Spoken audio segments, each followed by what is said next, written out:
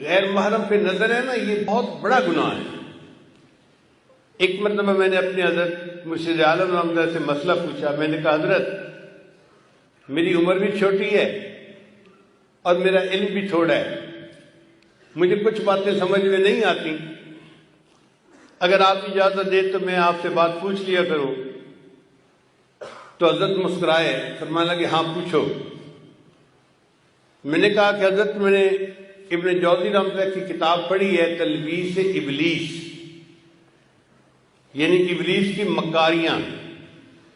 اس میں انہوں نے لکھا ہے کہ ایک حافظ قرآن تھا اور اس نے کسی غیر کے چہرے کو محبت کی نظر سے دیکھا تھا، اس کی سزا یہ ملی کہ وہ قرآن مجید کو بھول گیا۔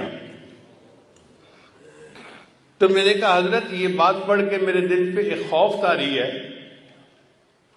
اس بندے نے قرآن مجید کو حفظ کرنے میں کتنی محنت کی ہوگی، اور ایک نظر کی وجہ سے اللہ نے اس کو اتنی بڑی نعمت سے محروم کر دیا۔ حضرت سمجھنے لگے ہاں بچہ یہ اللہ کی غیرت کا معاملہ ہے۔ میں نے کہا حضرت ذرا اور تفصیل بتا دیں۔ فرمانے لگے کہ اللہ بالکل نہیں چاہتے کہ میرا بندہ محبت کی نظر میری بجائے کسی غیر کی طرف اٹھائے۔ اگر کوئی اٹھاتا ہے تو اللہ تعالیٰ کو غیرت آتی ہے اور اس غیرت کی وجہ سے اللہ اس کو نعمت سے محروم کر دیتے ہیں۔